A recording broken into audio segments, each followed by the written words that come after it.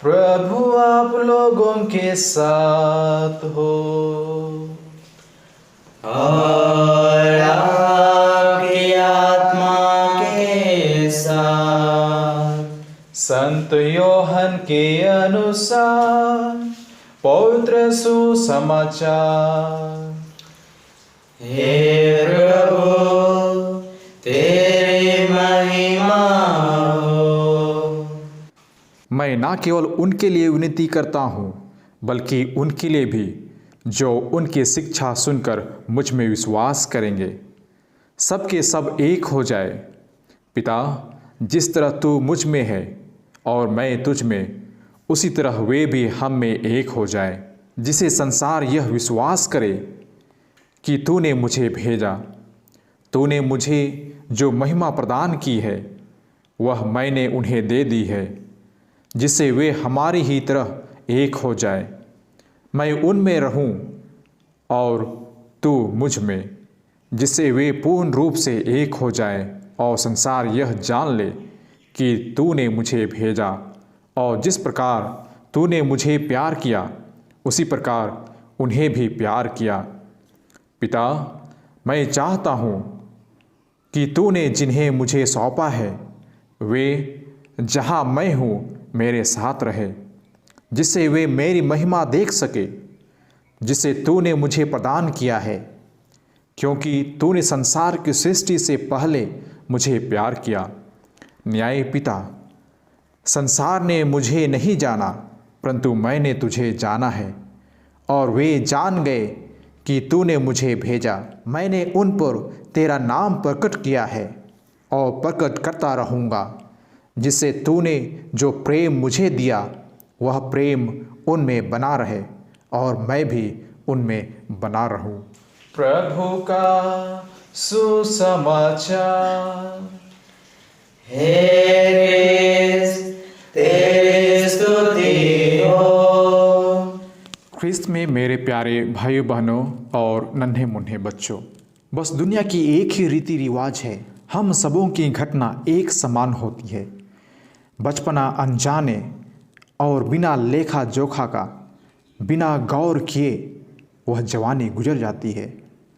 जब कुछ काबिलियत हासिल कर लेते हैं तो उनके हजार चेले बन जाते हैं और उनका नतमस्तक तो कभी पैगंबर कहकर पुकारते हैं। फिर उनमें से ही कुछ नतमस्तक नास्तिक हो जाते हैं और फिर रक्षक से भक्षक हो जाते हैं। उन्हें मारने का षड्यंत्र, नष्ट करने का षड्यंत्र रचने लगते हैं और उसमें वे काबिलियत या सफल भी हो जाते हैं, और फिर कुछ दिन के लिए पूरा सन्नाटा छा जाता है। कुछ दिन और महीनों बीत जाने के बाद फिर वे संत, पैगंबर और परमात्मा कहकर पूजन और अर्चना करने लगते हैं। ठीक इसी प्रकार ईसा मसीह का जन्म हुआ, अच्छे कार्य किए, फिर उन्हें आरोपी बनाकर क्रूस पर चढ़ा दिया।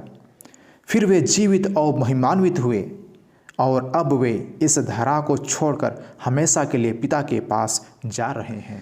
ठीक इसी प्रकार यीशु का यह घटना पूरे होने के बाद उनके अनुयायियों को भी सहना पड़ता है। लोगों ने पहले उनकी भी सुनी और दुहाई दी, फिर आज उसे महायाजकों के सामने सजा सुनाई जाती है, जैसे कि हम आज के पहले पाठ में रचित है। एकाएक वैसे ही घटित होती है जैसे ईसा मसीह पर गुजरी थी। इसलिए तो प्रभु हमें सांत्वना देते हैं जॉन 15:20 में, मैंने तुमसे जो बातें कही है उसे याद रखो। सेवक अपने स्वामी से बड़ा नहीं होता। यदि उन्होंने मुझे सताया तो वे भी तुम्हें सताएंगे। यदि उन्होंने मेरी शिक्षा का पालन किया तो वे तुम्हारी शिक्षा का भी पालन करेंगे। प्यारे भाइयों बहनों, ख्रिस्तीय जीवन में हम दुख, कष्ट, तकलीफ से बचना या भागना नहीं सीखते हैं, परंतु उनके बीच हमें कैसा रहना है, उस समस्या का समाधान कैसे बनना है।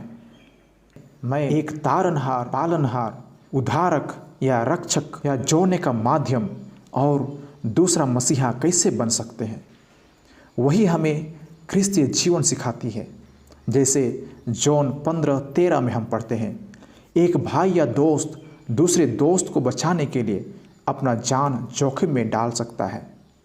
आज उसी सच्चाई को दिखाने के लिए या साक्ष्य देने के लिए पौलुस महायाजकों और समस्त महासभा के सामने खड़ा हो जाता है और तब पुनरुत्थान तथा स्वर्गदूत को लेकर सदूकियों और फारिसियों में विवाद बढ़ जाती है। वे उनके हाथ कुचले जाने से बचा लिए जाते हैं। तब प्रभु का सांत्वना मिलती है, धीर बने रहो, तुमने यरूशलेम में जिस तरह मेरे विषय में साक्ष्य दिया है, तुमको उसी तरह रोम में भी साक्ष्य देना है। प्रिय भाइयों बहनों, ख्रिस्तीय होने का यही तो एक मकसद है कि हम परमेश्वर के साक्ष्य दें, जैसे यीशु ने अपने पिता का साक्ष्य दिया और हम उनकी साक्ष्य देंगे। यही आज का सुसमाचार हमें बताती है।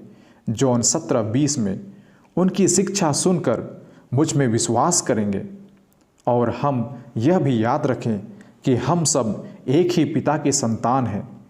इसलिए तो जॉन 17 पद संख्या 21 में हम पढ़ते हैं, सब के सब एक हो जाए, पिता जिस तरह तू मुझ में है और मैं तुझ में, उसी तरह वे भी हम में एक हो जाएं। प्रभु ईसा मसीह पिता से प्रार्थना करते हैं कि जिस तरह पिता मुझ में है, मैं आप लोगों में रहूं, जिससे संसार यह जान ले कि हम पिता से आए हैं और आपकी साक्ष्य देकर हम भी आपके पास वापस पहुंच सकेंगे।